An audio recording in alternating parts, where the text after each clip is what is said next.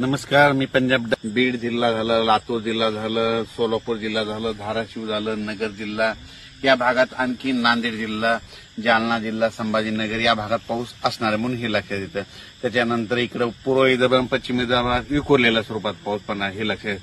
पण राज्यातल्या सर्व शेतकऱ्याला सांगू इच्छितो की तुम्ही काय करा, 24 जुलैपर्यंत तुम्ही सगळे शेतीचे कामं करून घ्या. कारण की राज्यात खूप दिवसापासून म्हणतो राज्यात जुलैच्या शेवटच्या आठवड्यात एक मोठा पाऊस येणार आहे म्हणून हे अंदाज लक्षात येतात.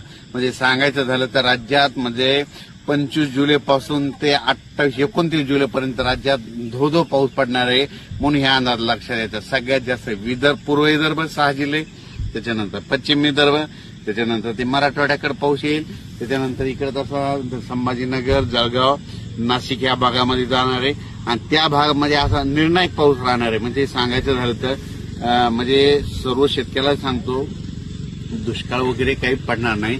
म्हणजे जुलैच्या शेवटच्या आठवड्यात चांगला मोठा पाऊस येणार आहे म्हणून हा अंदाज लक्षात येतात.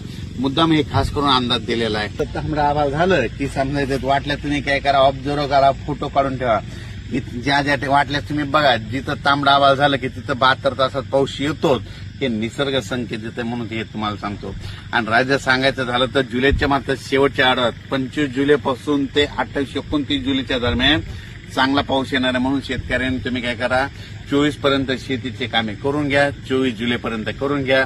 कारण की 25 जुलै ते 28-29 जुलैच्या दरम्यान राज्यात मोठा पाऊस येणार आहे. त्याचा नंतर कोणत्या भागात जास्त राहील त्याचा आणखी नंतर उद्याच्या व्हिडिओमध्ये देण्यात येईल.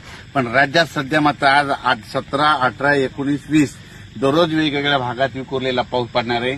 म्हणजे आता उद्याचा जे पाऊस आहे 18, 19, 20चा त्यांच्यावर जरा वरून राजाची कृपा दिसायला म्हणून त्यांनी वाटल्यात बघून घ्या, ही अंदाज लक्षात घ्या.